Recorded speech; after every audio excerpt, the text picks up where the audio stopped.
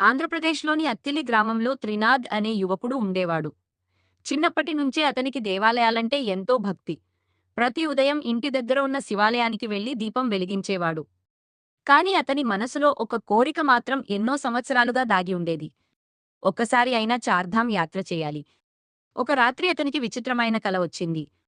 తెల్లటి మంచు కొండలు, దూరంగా గంటల శబ్దం, మధ్యలో ఒక ప్రకాశవంతమైన జ్యోతి.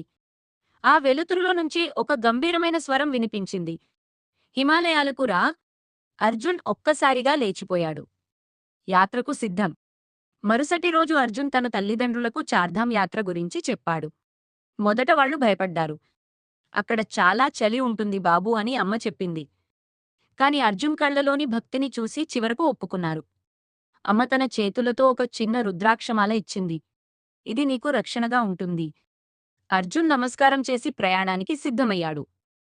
హరిద్వార్ చేరిక. కొన్ని రోజుల ప్రయాణం తర్వాత అర్జున్ హరిద్వార్ చేరుకున్నాడు. గంగానది ప్రవాహం చూసి అతని హృదయం ఆనందంతో నిండిపోయింది. సాయంత్రం గంగా ఆరతి ప్రారంభమైంది. వేలాది దీపాలు నదిపై తేలుతున్నాయి. హర్ హర్ గంగే అనే నినాదాలు ఆకాశాన్ని తాకుతున్నాయి. అర్జున్ కళ్ళలో ఆనంద భాష్పాలు మెరిశాయి. యమునోత్రి ప్రయాణం. తర్వాత అతను యమునోత్రి టెంపుల్ వైపు బయలుదేరాడు. కొండదారులు చాలా కష్టంగా ఉన్నాయి. చల్లని గాలి బలంగా వీచుతోంది. కాని ప్రతి అడుగులో భక్తుల నినాదాలు అతనికి ధైర్యమిచ్చాయి. జై మాతా యమున. మంచు కొండ మధ్య కనిపిస్తున్న ఆలయం చూసి అతని అలసట అంతా మాయమైంది.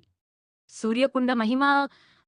యమునోత్రిలో ఉన్న వేడి నీటికుండ అయిన సూర్యకుండ చూసి అర్జున్ ఆశ్చర్యపోయాడు. చుట్టూ మంచు, కాని కుండలో మాత్రం మరిగే నీరు. భక్తులు చిన్న గుడ్డల్లో బియ్యం వేసి ఆ నీటిలో ఉడికిస్తున్నారు. ఓ వృద్ధుడు అర్జున్కి చెప్పాడు, ఇది సూర్యదేవుని ఆశీర్వాదం బాబూ. అర్జున్ భక్తితో చేతులు జోడించాడు. గంగోత్రి దరి. తర్వాతి ప్రయాణం గంగోత్రి టెంపుల్ వైపు సాగింది. దారంతా గంగానే శబ్దం వినిపిస్తోంది. పచ్చని కొండలు, మంచుతో కప్పబడిన శిఖరాలు. ప్రతి దృశ్యం స్వర్గంలా కనిపిస్తోంది. అర్జున్ మనసులో ఒక ప్రశాంతత మొదలైంది. గంగా ఆరతి. సాయంత్రం గంగోత్రిలో గంగా ఆరతి ప్రారంభమైంది.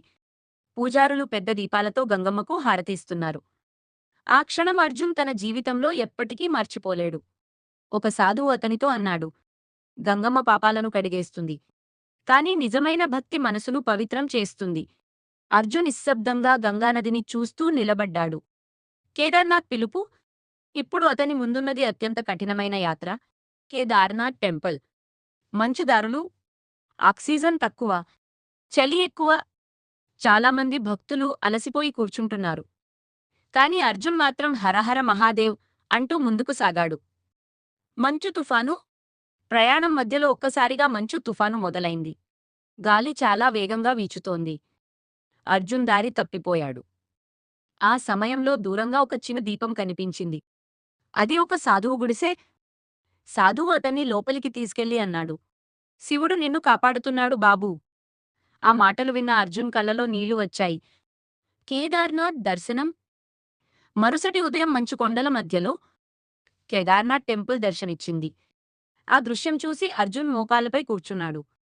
గంటల శబ్దం, ఓం నమ శివాయ మంత్రధ్వని. ఆ క్షణం అతనికి ప్రపంచం మొత్తం ఆగిపోయినట్టు అనిపించింది. శివుని ఆశీర్వాదం. గర్భగుడిలో శివలింగాన్ని తాకినప్పుడు అర్జున్ హృదయం ప్రశాంతమైంది. అతనికి ఒక అంతరంగ స్వరం వినిపించింది, భయపడకు, నేను నీతోనే ఉన్నాను. అర్జున్ కళ్ళలో ఆనంద బాష్పాలు ప్రవహించాయి. బద్రీనాథ్ టెంపుల్ చూసి అర్జున్ ఆశ్చర్యపోయాడు. ఓం నమో నారాయణాయ అనే మంత్రధ్వని అంతటా వినిపిస్తోంది. ఒక పూజారి అతనితో అన్నాడు, ఈ యాత్ర మనిషిని మార్చేస్తుంది బాబూ. అర్జున్ చిరునవ్వు నవ్వాడు. ఆత్మ మార్పు. చార్ధామ్ యాత్ర పూర్తయ్యే సమయానికి అర్జున్ పూర్తిగా మారిపోయాడు. ఇప్పుడతనిలో కోపం లేదు, అసూయ లేదు, భయం లేదు. అతని హృదయంలో కేవలం ప్రశాంతత మాత్రమే ఉంది. హిమాలయాలను చివరిసారి చూస్తూ నిశ్శబ్దంగా నమస్కరించాడు. తిరుగు ప్రయాణం.